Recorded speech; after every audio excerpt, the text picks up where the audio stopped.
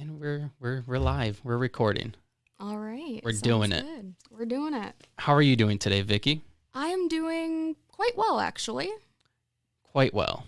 Yes. Quite I have well. not been doing very well. No, why not?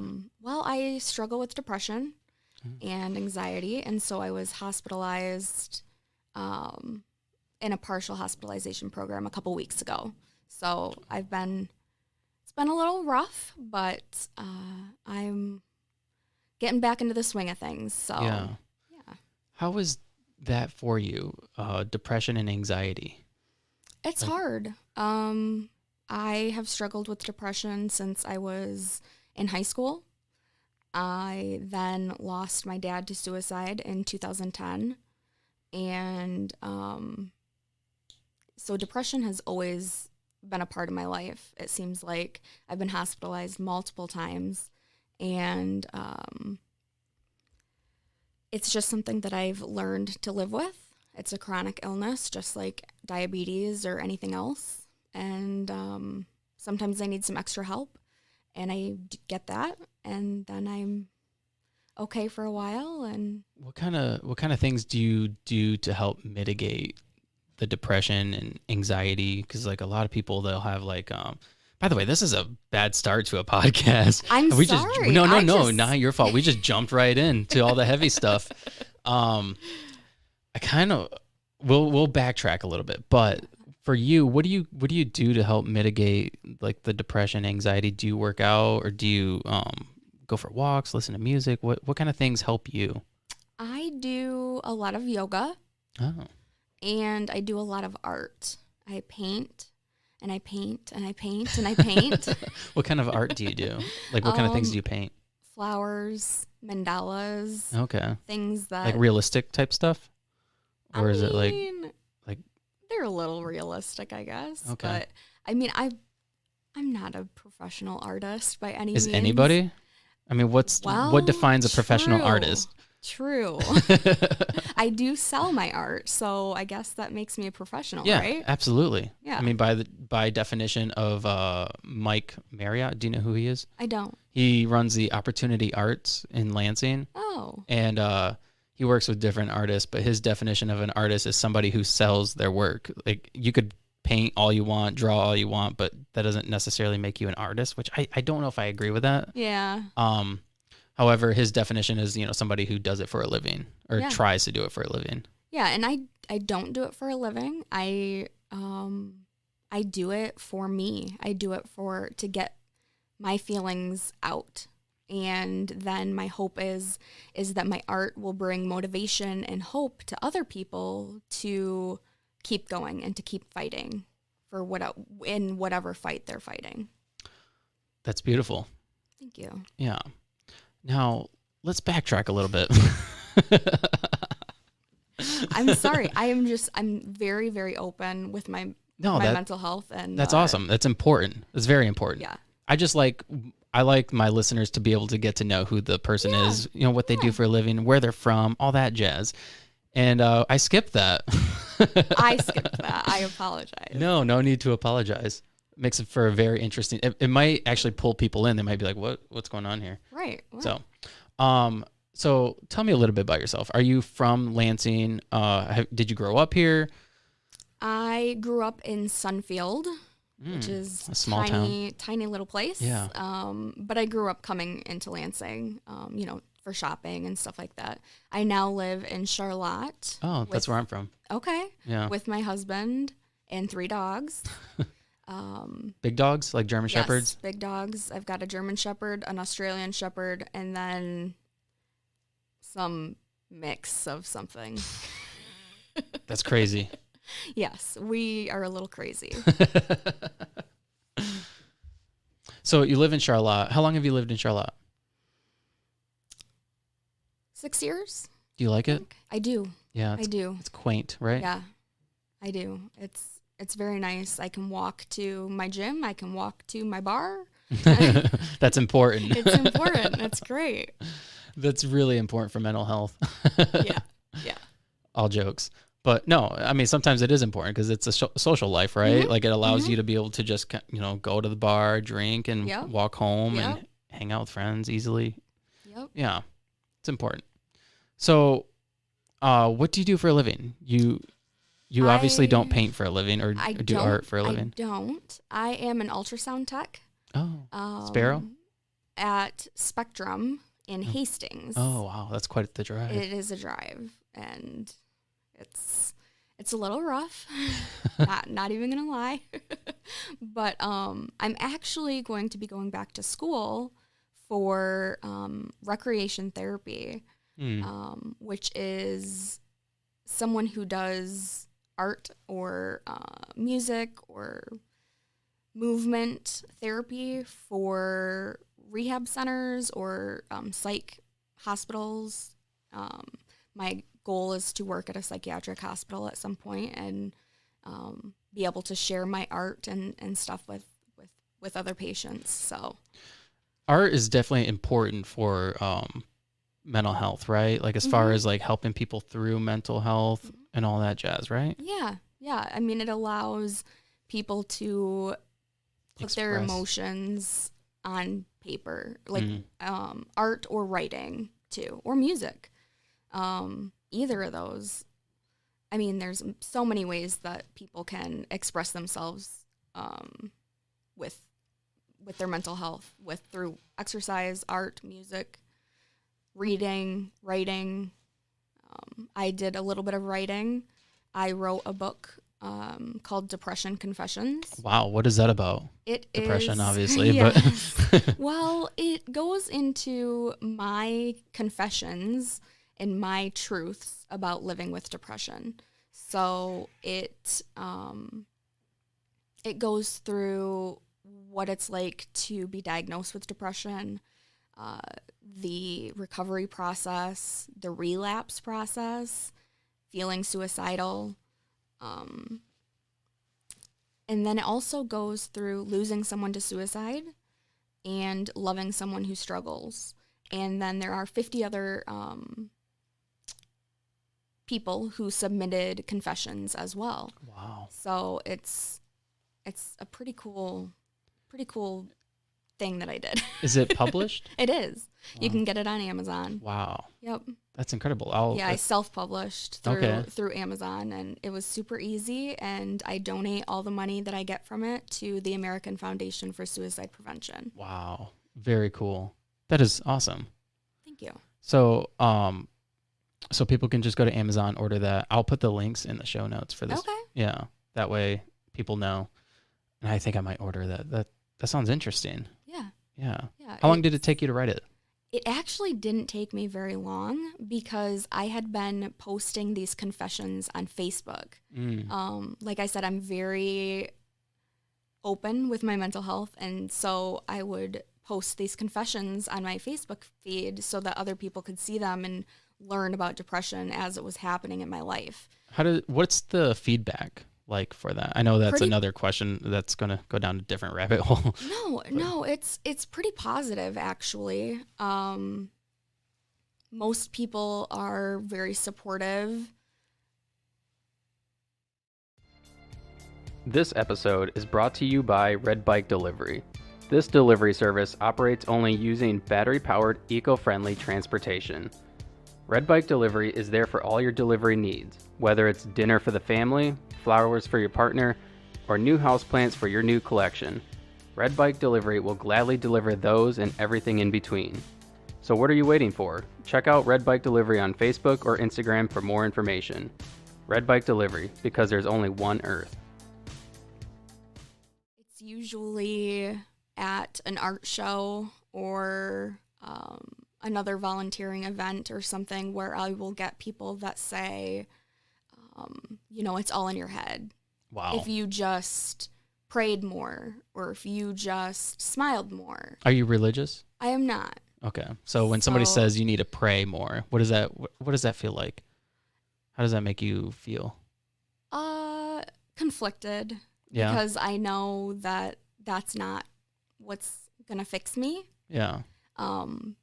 It may fix someone somewhere, but for me, it's going to be my medication. It's going to be my therapy. It's a scientific medical illness that I have, and praying about it isn't It's really not the gonna, fix. it's not gonna fix it.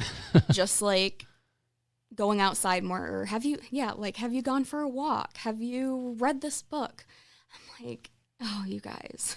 Isn't it kind of weird when like a religious person, and I'm not shitting on religious people, but isn't it kind of weird? Isn't it kind of weird when you tell them about something and they're like, just something that happened, and they're like, "Oh, I'll pray for you," or "I'll pray for that." Like, Yeah, and that's not what I was trying to get from you. right. And I have people who do that, and I accept it. Sometimes they'll want to hold my hand. It's definitely a nice gesture, right? For Yeah. somebody to be like, "Oh, I'll pray for you." I take it. They mean well. I take it as a positive response. Yeah. Before or otherwise a not positive response. Because some people get very defensive or very overpowering. Yeah, yeah, absolutely. So when did you write the book? When was that? When did you release it? I know that was part of the question I asked, like how long it took, and you were like, it didn't take very long because you found Yes. you had been writing it Yes. on Facebook or So posting. it was, I think, 2018. Oh, okay. So right before the pandemic. yes. Okay. Yes, actually. That was an important time. Yeah. Yeah. That's very important because that's when people's mental health really started going crazy. Yes. So being somebody who struggles with mental health and depression and anxiety, that was probably one of the worst times for people during COVID when they were stuck home. They couldn't go do anything. They couldn't go to that bar that's right around the corner. They couldn't go to a gym at all. What kind of effects did COVID have on you? Oh, it was bad. It was my worst hospitalization. I was hospitalized. So I got COVID in October of 2020. And afterwards, I just had so much anxiety and so much depression. It was also the 10-year anniversary of my dad's suicide. So it all kind of compiled together. And my therapist was not really working out because I couldn't see her in person. I couldn't see my psychiatrist in person.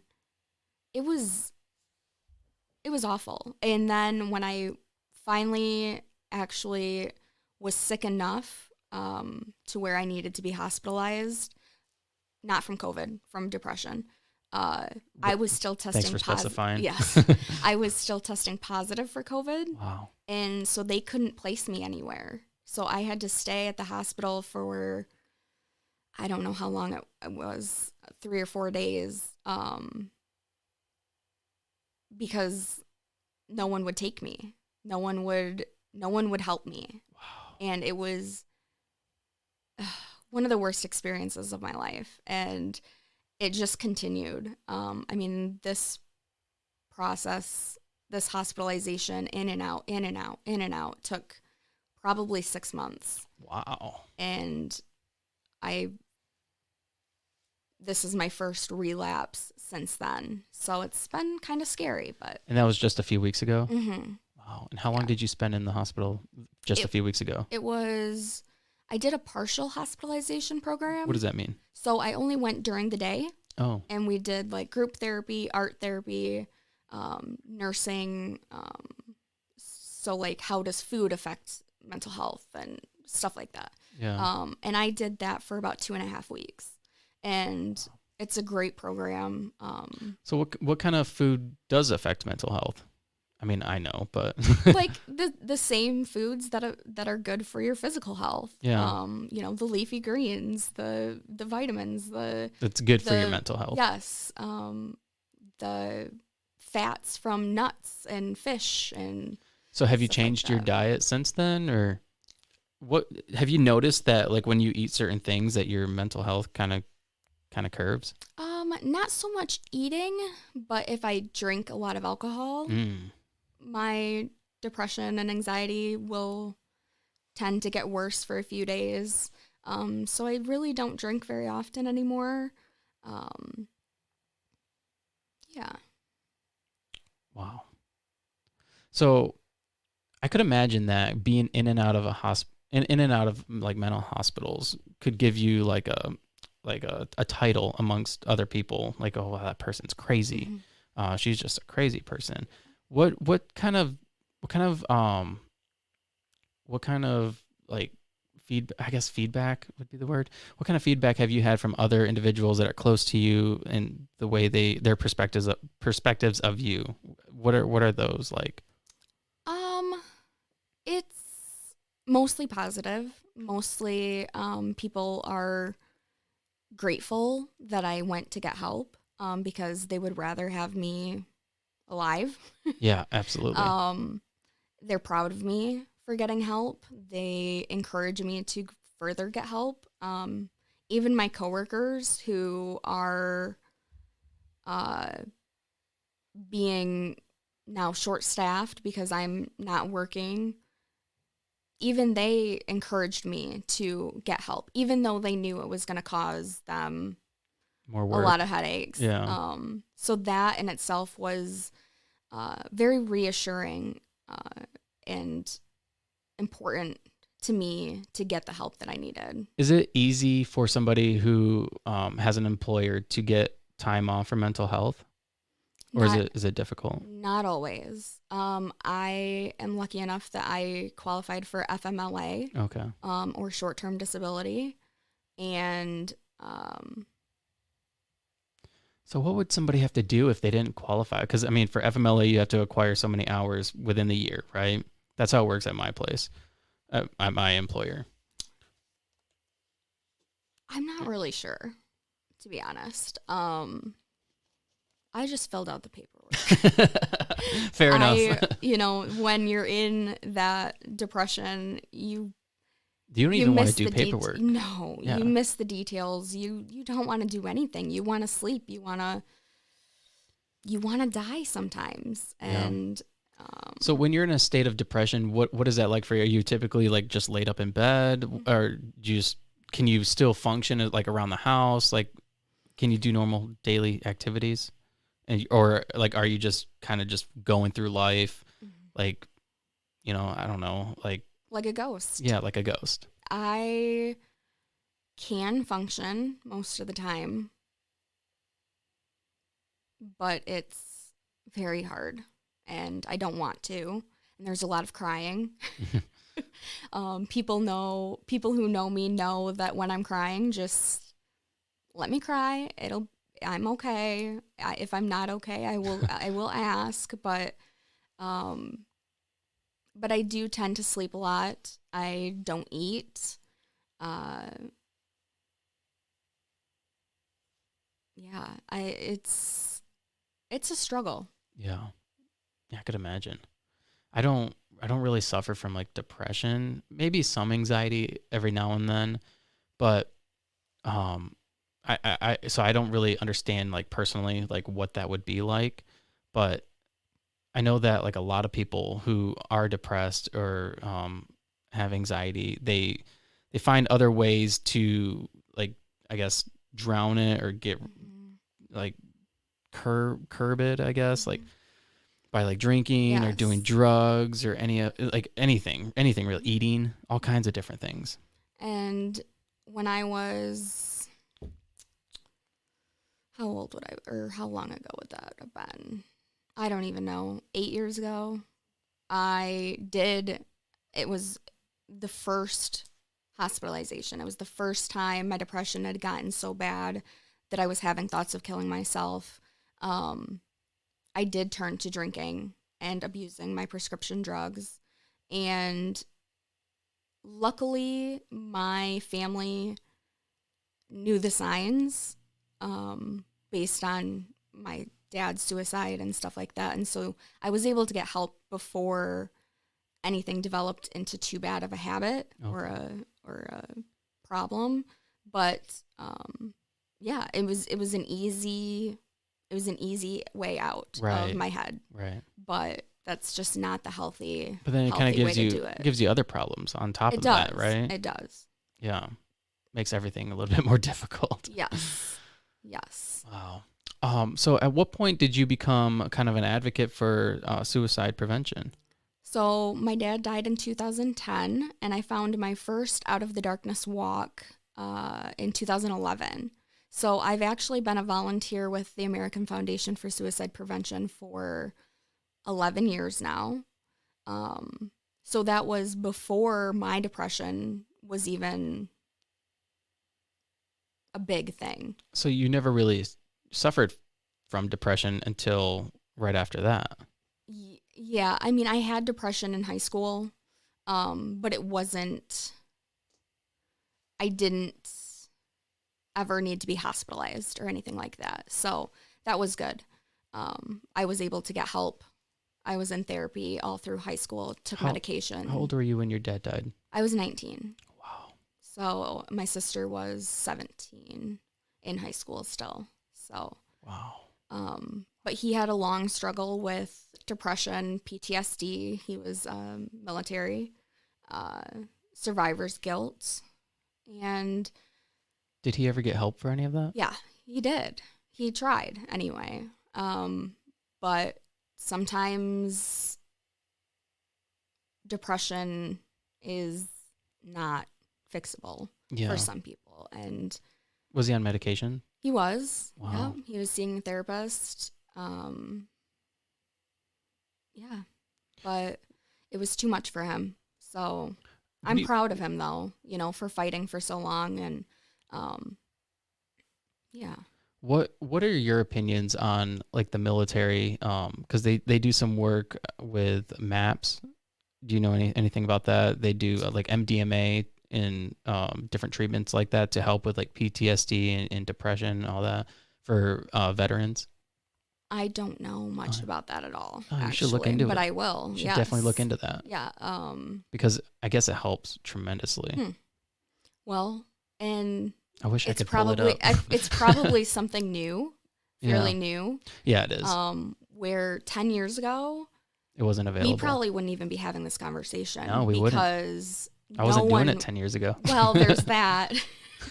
But people didn't talk about depression. People didn't talk about suicide. No. I remember having to tell people that my dad died by suicide, and they looked at me like I was absolutely nuts. And there was like a stigma like around it to where like there must have been something seriously wrong with that person, for them to want to do that. Or they're just selfish or, stuff like this, things like that is what people would say. Yeah. And but they didn't understand the capacity of somebody's mental health. Right. And a lot of people focus on the environmental factors of a suicide. So, what do you mean? So environmental factors are like a breakup, a job loss, something, I don't know. Yeah. Breakup, job loss, divorce. Some sort of extreme loss event. of a person, death of a person. Yeah. A lot of people just see that and think that that's why someone dies by suicide, but that's actually not true. There are 3 factors, biological and now, of course, I'm going to forget. And I do this training like all the time. So you want to look it up real quick? Let's look it up. We can take our time. I'm sure you could find it quicker than I can. Well,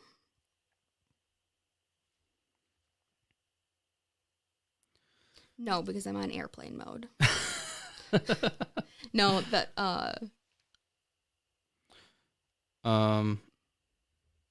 so I don't here, I'll let you.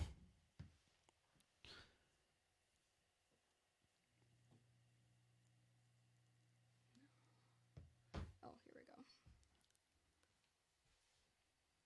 Sorry, everybody. No, you're good. They're good. I think it's important to, when we talk about things like this, to not just state it as a blanket statement, but to kind of pull it up and talk about it precisely. Right. And I've always been taught to never guess and that's or lie or And that's the importance of doing a podcast, right? Because you're not on a TV station. It's not like we have to go to commercial break in 2 minutes. Right. We can take our time and pull things And up do it the right way. and do it the right way.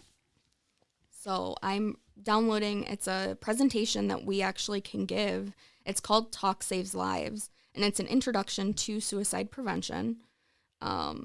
And this is something that we do through the American Foundation for Suicide Prevention to communities, schools. Well, we don't do schools, but we have different programs for schools. What's different about it for the schools? The schools, we have to be a little bit more careful. Yeah, you don't want to. We lay want too much to on make children. Right, and we want to make sure that the staff is capable of taking care of the students after we've done a training. So we have It's Real for teens. It's an awesome program. I can't wait to deliver it. I haven't delivered it yet because you guys no one's wanted it yet. So you haven't done it in schools yet? No, we need the schools. We need the schools to want us to come in, because we can ask to come in until we're blue in the face, and they worry about triggering people. A lot of people think that if we talk about suicide, it's going to cause suicide. Oh, come on. Which is not true. It's scientifically proven to be not true. You could talk about so many different things. It's not going to cause people to go rob a bank because you talk about robbing a bank. Right. Like, oh, that's a good idea. Maybe I should try that. Yes. Yeah, no. And however, did you, another sidetrack, but did you hear about that school? There was a kid that committed suicide in a school this last week in Ohio. First, I'm going to use this as a teaching opportunity. We actually don't use the term committed suicide. We instead encourage people to say died by suicide, whereas the term committed really puts stigma to it. It's you commit a crime. You wouldn't commit a heart attack. You wouldn't commit a brain aneurysm, right? Yeah. So died by suicide. It's just a linguistic. Yeah. So you'd say died by suicide. Or killed themselves. By suicide. Yep. Interesting. I'm glad you told me that. Yeah. But I did hear about that, I think. I don't know. I hear a lot of horrible stories. I'm sure. A lot of people reach out to us.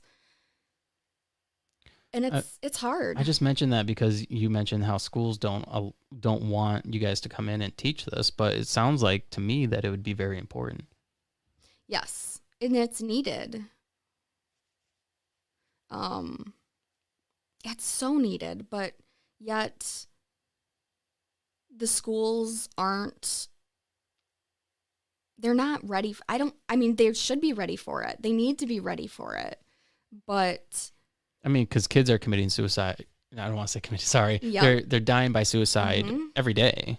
Somebody dies of suicide every day. So, if you could create a more education around the whole thing, then, then we could save lives. Yeah, people can reach out and get help, right? Yeah. In the programs that we have, they talk about the risk factors. They talk about protective factors. There's so much good in these presentations that I wish we could deliver them to all the schools, everybody. So is the presentations that you guys do, are they studied as to they're researched? They're researched pretty heavily. Researched. They're evidence-based. Okay. So this stuff has actually worked. Yes. Yep. So back to the risk factors that I was talking about. The environmental risk factor is the one I was talking about. So the breakup, divorce, job loss, whatever. There's also health factors such as mental health conditions, mostly mental health factors, but there are other factors like serious chronic health conditions, chronic pain, traumatic brain injuries. And then there's historical factors. So a family history of suicide, childhood abuse, family history of mental health conditions, previous suicide attempts. And then there's other environmental factors are access to lethal means. So access to medications, a gun, a bridge, etc. But that would kind of go under the same aspect of having a mental health problem, right? Like if you have those things and you suffer from depression or any of those other mental health um, diagnosis, it would just make it easier, right? Mm-hmm. Just makes it easier. Right. And having remove those lethal means is a protective factor. So that's something that we would want to do to protect someone. So to protect myself, I have no access to the firearms that are in our home. I have no access to my own medications. My husband fills my medications every week and gives me my 1-day supply, which is an amazing thing for him to do. Yeah. He is amazing. Shout out to your husband. Yeah. Shout out, Mike. And then other protective factors, just having a culture that's smart about mental health is so important. And what we're doing today, talking about it in this depth, and, me by writing my book and sharing my story, that's what we're doing, is creating an environment that it's okay to talk about it, that it's safe to talk about it. Yeah, and it should be. We want people to reach out. Yeah. And we want people to reach out if they are struggling, but we also want people to reach out if they're concerned about somebody. I think a lot of people are kind of afraid to talk about mental health because of the stigmas that are, attached to it. And they're afraid to talk about it publicly too, because like if this, for instance, you're on this podcast, but you suffer from mental health issues.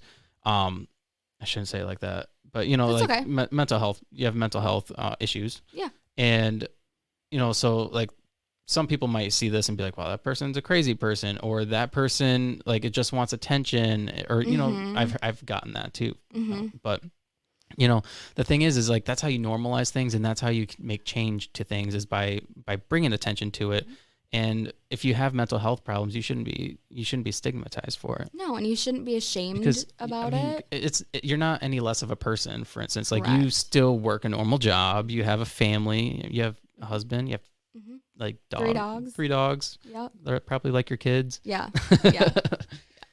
And I think that just alone with our history of mental health, it's kind of set a negative tone for the mental health, like the perspective of mental health is kind of been like shadowed or like tainted. We've kind of like othered people with mental health issues because of our history and where it came from. People were put into institutions and you were considered crazy and you did not belong in civilization. And we're still kind of dealing with the effects of that, I think, today. Even though we still we are becoming more open and we're discussing things in the mental health field, and everything's getting better. Yes, things are getting better, which is amazing. Just from 10 years ago, being afraid to tell people that my dad died by suicide, to now, I have no problem stating those words. And the response that I used to get 10 years ago was more negative, more confused, more I don't know what to do, say, or how to look at you kind of responses. Whereas the responses that I get now are, oh, I'm so sorry. Do you like it when people say that? I don't mind it. Okay. I don't know what to say when somebody tells me something like that. Like, I don't know what the correct response would be, because I know that people don't like it when people say, oh, I'm so sorry. I'm sorry that happened to you. Because like, are you really? Right. But what do you say in that spot? Right. What do you say?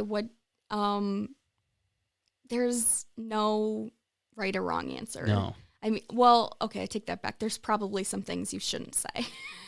You deserved it. Things like that. Right. Yeah. Right. But I mean, just being compassionate and kind and listening.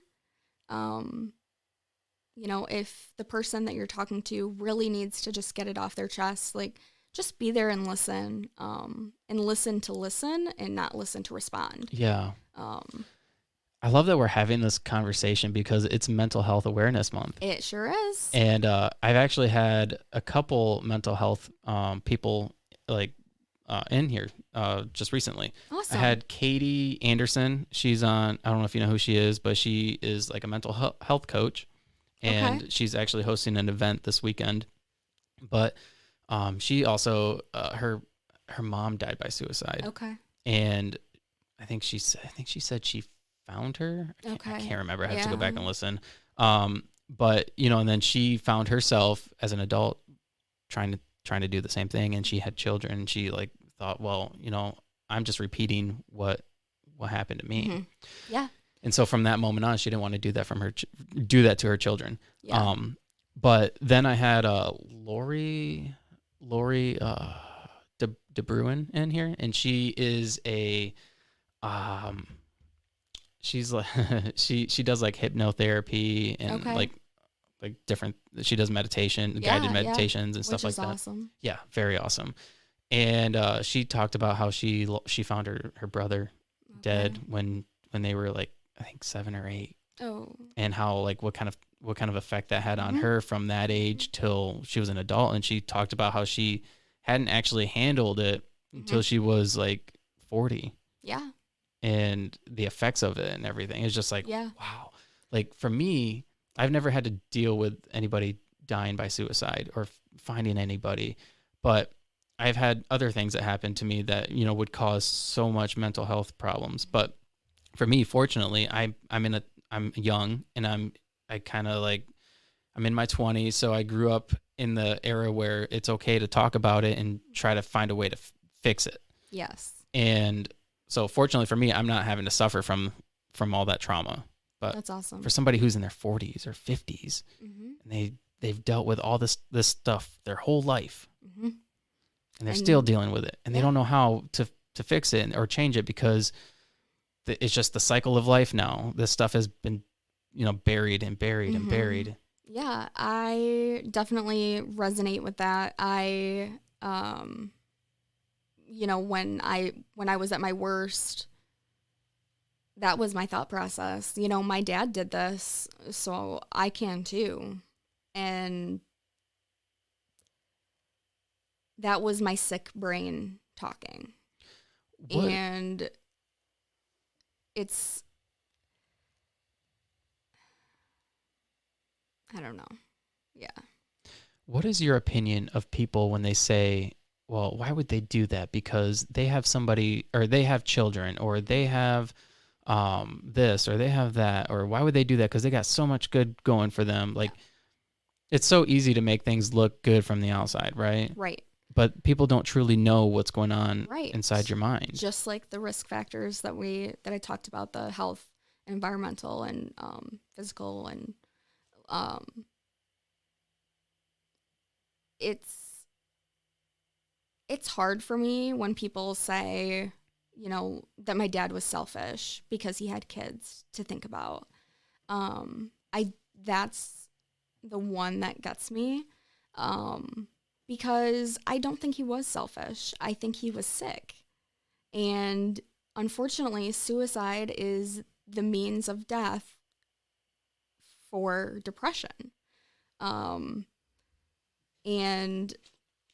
it's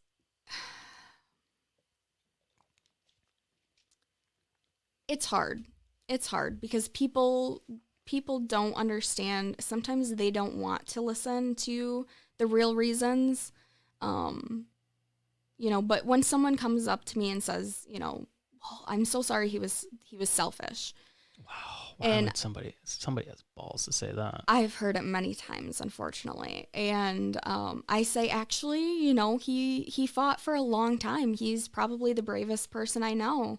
And he was very, very sick. I think a lot of people, when they hear about somebody dying by suicide, I'm really glad you told me that. I know I keep saying it, but it's because it's one of those things that I hadn't been educated on. And so now it's like, it's something I've always said, and now I need to learn how to change that. Yep. But I do like that died by suicide rather than committed suicide. Yeah. But where are they going with this? I think when people, find out that somebody died by suicide, they think of that act as them as a person rather than, focusing on all the good that had happened and the life that they did live. And that moment defines who that person is for the rest of time. Yeah. For everybody else. I have to remind people that my dad was a volunteer firefighter. He was in the military. He saved lives. He helped people. He was a good person. He was kind of an asshole. I don't know if I can say that on here. You can say whatever you want. I've been swearing too, so. But he did so much good with his life that how can his last act erase all of that? Yeah. It doesn't. Well, and I think it should say something too when, people of every generation and every income, there's been so many people that died by suicide. I mean, look at Robin Williams and even some of the just greats. Recently, the child dance star or whatever, it came out that she died by suicide at 16, and then the judge. The mom. I can't remember her name. I can't remember her first name, but she died by suicide after a long, long struggle with mental illness. So I think it doesn't discriminate. No, it doesn't, and I think that should say something because, sure you could want to die by suicide, if you have money problems or if you have all these problems, but that doesn't matter. That doesn't matter. There's more to it. There's more to it. I mean, there are people who will take their life solely for a environmental reason, but most often there's more to it. More often there's mental health condition. 1 in 5 Americans are going to have a mental health condition at some point in their life. So why aren't we talking about this? Yeah. Like we talk about diabetes or cancer or anything, heart disease, So that's why I take every opportunity and reached out to you to do this podcast or write my book or go on the news and share my story that way. Yeah, you said you're always on the news. So what do they talk to you about when you go on the news? Usually it's associated with whatever fundraising event we're doing. Okay. Or we do State Capitol Day where we talk to our representatives and senators about certain legislature that we want to get passed. What legislature do you guys want to pass? There is, have you heard of the National Crisis Lifeline? Yeah. Well, in July, that crisis line is actually going to change to a 3-digit number. Like a 911. Yep, it's going to be 988. Oh. And it should definitely be in one number, like 711 or something. Right. Just right. make it more simple. Yeah, but it's great, but we have to be able to support that. And so we're asking for funding and for infrastructure for this lifeline. How much money does that take? How much are you guys fundraising for? Well, we fundraise not specifically for that. Okay. We fundraise to do our programs and stuff like that. Okay. But I mean, it's not a cheap thing by any means. I mean, this is a nationwide thing that's happening. Why does that cost any money though?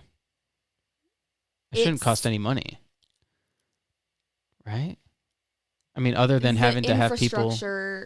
Well, we're expecting that the number of calls are going to increase because it's easy to remember. Oh, okay. So we need more crisis lifeline workers. I'm not an expert in the policy world. Yeah. So I don't have a ton of answers. So has there been any pushback for any of that stuff? Not much. No. How could you push back against that? Right. I mean, yeah, they have questions, about the money, Yeah. about, how is this going to be stable, how is it going to have stability and stuff like that. But uh, So would it be kind of like funded by like tax so it money? would be funded just like 911 is funded, Okay. which if you ask me how 911 is funded, I do not know. Well, it But would be through like the police department and like people writing tickets, and that's how things get funded, right? I'm not sure. But I could get some answers for you guys and Yeah. um, It'd be interesting. give them to It'd you. be interesting to I find out. know that it is when you buy a phone, there's a fee in there somewhere for 911, Really? and there will be a fee for 988. Wow. So That's it's gonna make phones more expensive? barely. Barely. I honestly didn't Barely. know there was a fee for 911. I that is what I am led to understand. So, Well, they better answer right away when I call. well, and that's one of the things, that's one of the big things with 988. A lot of people who call the crisis line get put on hold. Wow. And I mean, speaking from experience, if you're in a suicidal crisis, You need somebody now. I need someone now. I can't. So when And then to be put on hold makes it seem like no one cares. yeah, And now my suicide might be even more imminent. yeah. So When you call the crisis line, do they dispatch police to your home? How do they get you to stop? Do they just talk you? they are trained in crisis intervention. Okay. And, if the situation deems necessary, then yes, they will dispatch whatever needs to be dispatched. Okay. Wow. Which we're hoping as the world progresses in the life of mental health that we'll have more crisis intervention teams or people who are specifically trained in dealing with a suicidal crisis who will be dispatched instead of the police or in with the police anyway. That would be a heavy job, wouldn't it? It would be a very heavy job. Could but you it's imagine coming home every day? so needed. It would be needed, but I couldn't imagine doing that. I couldn't do it. I could not be a lifeline worker. So those people, man, props to you guys who volunteer, because most of them are volunteers. Wow. So, yeah. What do you think about like police departments having social workers on hand? Love it. Love it. Mm-hmm. I know that Lansing had one. I talked to the mayor once, and he said that Lansing had one. But then, like a couple months after I talked to him, she resigned. Probably because it was that bad. Yeah, it's that stressful. hard of a job. But yeah, it's a hard job. a lot of our officers in the area have been through crisis intervention training, which is great. But we really would love mobile response teams who are specifically there for the crisis. Yeah. But that's something that's down the pipeline, that we're hoping to get more Funding. Everything. Yeah, it takes a lot. It takes a lot. Yeah, a lot of manpower, a lot of legislature. So we're hopeful for the future. What kind of things have you seen? I mean, because obviously 2010, when your father died, marked a very important, it was a very important time in your life. It was a very important time for you to start focusing on mental health, especially for yourself, but as well as becoming an advocate for those alike. What kind of things have you seen change from that time till now? I've seen more people reaching out for help. With COVID, actually, we saw an increase in calls to the Lifeline. That means people are reaching out, and that is great. That is an improvement. I didn't even know there was a crisis line. I didn't either. When I was 19. Now, on the back of all high school ID badges is the Crisis Lifeline. Wow. And that's something that we helped facilitate. That is awesome. So that they have the lifeline with them all the time. Yeah. I mean, I've seen the stigma change with how people talk. It's more normalized now, especially amongst younger people, like coming up in school. Mm-hmm. They talk about, I almost think it is normalized, but I also think that a lot of people want something to be wrong with them because they almost like there's a tension that's surrounded. You get one thing I've realized, because I know some people who were in high school and they got some extra help and everything. They kind of just skated by school. They didn't have to work too hard because they could just say that they had this issue. And so I think definitely some young people may take advantage of that. However, I think that it's so normalized now in the young population that it's not looked down upon. And I don't remember where I was going with this. Yeah, but we definitely, society's definitely taken a turn for mental health. Yes. It's not. I agree. I'm not sure where you were going with I'm not that, sure because I either. don't know if I agree or not. Well, depending on, because I think we are identifying mental illness in youth, yeah, more than we were. Do you think it's But is that great? Do you think it's greater now than it ever used to be? Because that could be the issue. Probably. I think we've got a lot of risk factors for our children. Social media, bullying, which have always been, well, not social media, but some of that has always been around. Yeah, but you could leave it at school. You know, I don't know. I'm not an expert in that. Yeah. So I'm not sure. I think they're being diagnosed because, well, that's something that has changed, is that now when you go to the doctor, you're most likely, I don't know if every doctor has changed, I'm sure some haven't, that you get a depression screening. Really? If you go to my ER. How do you screen for that? There's certain questions, and if you score a certain score. What kind of questions do they ask? I mean, it's also, like, I'm just going by, like, what my emergency department questions are. Okay. Because they also ask, like, do you feel safe at home?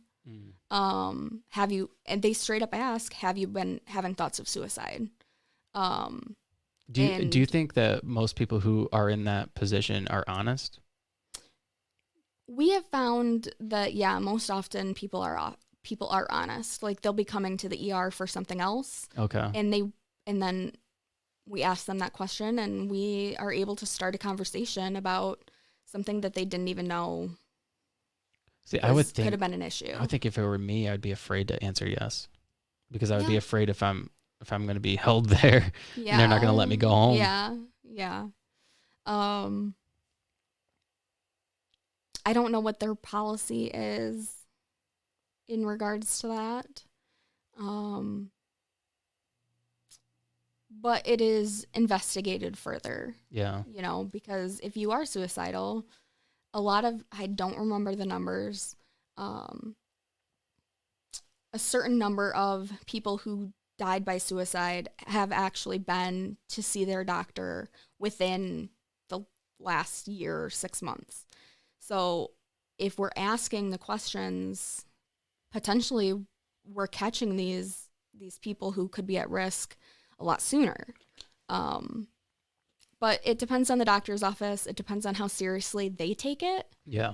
I know my personal doctor doesn't take it very seriously, and that infuriates me. But are they a part of a different generation? No. No. I mean, no. But, you know, to each office, they have their own protocols, they have their own practice, you know, they have their own way of doing things. So it's hard for us to make change. Like, like that. Yeah. But it is happening. Yeah. It is. I've seen it. I work for Spectrum, and we have our Zero Suicide Initiative, and there have been a lot of changes, which are so cool. What does that mean? More screening, Okay. the screening through the ER for pediatrics and adults. And then I actually get to speak at their gala next month because the foundation, the Spectrum Health Foundation, is actually donating to the behavioral health units at Spectrum. So that's huge. So I'm super excited for that. Makes me extremely sad is when a child wants to die by suicide. Mm-hmm. Yeah. It makes me extremely sad for them because I feel that when they're young and they want to die, that it's only going to get greater and greater as they get older if they don't get the proper help that's needed. Potentially, yeah. And it just makes me like so sad for the hope of their life. Mm-hmm. Mm-hmm. Like, and a lot of people will be, that's where a lot of the stigma and stuff comes in, or like, you know, they had their whole life ahead of them. They yada, yada, yada. Hold that to yourself because this kid probably had a lot of stuff going on that we don't know about. Yeah. And it sucks. Yeah. That we weren't able to catch it. My adopted mom, after I had left the home, had gotten other foster children in the house, and they had this one kid. I believe his name was his first name was like Alex or something. I don't remember. Anyways, he was no, it wasn't. His name was Jason. His name was Jason. Cutest little kid. I love this kid. He had one eye. Yeah, and he had the sweetest heart. And when he was in the home, my adopted mom, she was extremely abusive. Like I'm not sure if she was physically to him, but she was abusive mentally and emotionally. And there were several times where she told him, you're never going to amount to anything if you don't do your schoolwork. And that stuck with him. It like did something in his brain. And so when he eventually was taken out of that home because there was just too much going on, he went to another foster home, and they had a 2-story house, and they had a balcony, and he tried jumping off the balcony to die. He wanted to die. And when they asked him why, he did jump at one point, and his foster dad caught him, which was amazing. Like how, like how did that go about? But anyways, when they asked him why, he said it's because the previous person said I would never make anything of myself. And it's like, wow, like just saying that impacts somebody so young, you know, to the point where they're like, I'm not going to make anything of myself anyways. I might as well just die. Yeah. And that's terrifying. And that just goes to show like what we say matters. And that goes for everybody. Parents to their children, children to their parents, teachers to students. To be told that you're nothing, that you're worthless, that's going to perpetuate this growing depression, self-loathing, and could potentially be fatal. And especially if you're speaking about a child's future and their quality of life, and like, oh, you're not gonna make anything of yourself anyways. Like, you might as well just give up now. Or and it could be said for anything, like a child in sports, and they have an extremely aggressive parent who wants them to do well, and they just can't. They're not skilled or whatever it is, you know. Yeah. Like, that's why it's important to be supportive. And even kind. Just be kind. Yeah. Even if they're not good at it. Good job. You tried. Good job. Very good job. Yes. You're doing it. You're still doing it. There's always something kind you can say instead of the horrible things. You need to do better. Yeah. You need to do better. You did not play good today. Yeah. Yeah. That's what causes trauma, right? Yes. And then in turn creates generational trauma because Mm-hmm. then, you were told that as a kid and then you would tell your kids that. I mean, you can stop it, but typically that's what happens. Mm-hmm. For sure. Yeah. We are an hour in. Wow. That went by super quick. Awesome. Do you feel tired from that? A little bit. Yeah. A little bit. Yeah. You kind of had to dig down deep emotionally and mentally. Yeah, but I mean, it's all for a good reason. Yeah. If one person listens to this and decides to get help, or you learning to not say committed suicide, and, then I did what I was here to do. So, absolutely. I learned something. Yeah. That's what's important. I learned something every exactly. podcast. Oh, Usually I'm every sure. podcast I learned something. I learned that I'm an idiot. So, but no, I think it's important for people to know not to say committed suicide. Yeah. And that there's always hope and there's always help. And all you have to do is ask. Yeah. I think that's very difficult though. It is very difficult, but and then that goes back to us needing to have the resources available so everybody knows where to go. I mean, everybody knows when somebody breaks in your house to call 911. Right. Everybody knows when you have an altercation with somebody, call 911. They know when anything happens that involves the law enforcement having to get involved, call 911. Everybody knows that. Everybody knows. Everybody should know who to call when they need mental health help. Yep. Or suicidal prevention help. Which the current lifeline is 1-800-273-8255. Yeah, that's not okay. Or you can text 741-741. So that's if anybody listening, that's too long, can reach a lifeline through those. And then in July it'll change to 988. And the regular lifeline will be still available for a while. Okay. Because obviously we don't want to miss Transition anybody. period. Yep. Yeah. Yep. I'll also put that in the show notes too. Cool. Is there anything else you want to promote while we're on here? You volunteer with who again? The American Foundation for Suicide Prevention. Do you guys have any upcoming events or? We have a coloring fundraiser happening next Friday at American Fifth at 6:00. It's $10 and you get to color your little heart away. There are hundreds of coloring pages, hundreds of utensils. So come on out, color with us, take an evening to relax, and help fundraise for suicide prevention. Awesome. Thank you, Vicky, for doing this. It was fun talking to you, and I feel like we didn't talk about you all that much. This is me, though. This is me. A lot of people have called me the suicide girl. Oh my gosh. Because they're missing the suicide prevention girl part of it. But this is what I live for. This is what I do. If I can save a life, that's all I can ask for. This is your 13 Reasons Why? No, I'm just joking. What is your opinion of that show real quick? I have not seen it. No. So I truly, at the beginning, it was an issue, but the American Foundation for Suicide Prevention actually got involved, and they now have the crisis lifeline and information at the beginning and end of the show. So if you're going to make a show like that, at least give the resources. It kind of like glorified. Yeah. It, right? I believe so. Yeah. Which we don't want to do. Yeah. But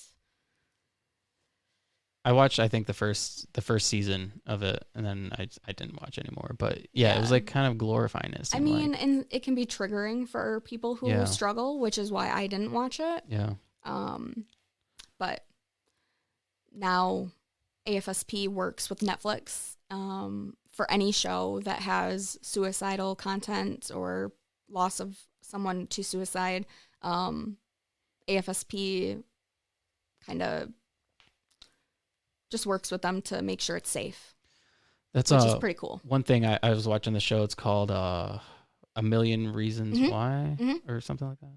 Mhm. Or A Million Little Things. I think it's Million Little Things. And at the end of every episode that has like some sort of like issue, a Traumatizing. traumatizing thing, they have something, some sort of link or whatever it is. Like if it's suicidal prevention, they have that link, and Yep. then abuse, and Yep. they have different Yep. different things at the end of each episode. I'm like, that's really cool. Yeah. That is super cool. That's an improvement. Yeah. That's an advancement, and that's amazing. Yeah. We are making a difference. We are. We are. All right. So thank you for allowing me to share my passion with everybody, and see you soon. Yeah, absolutely. Thank you.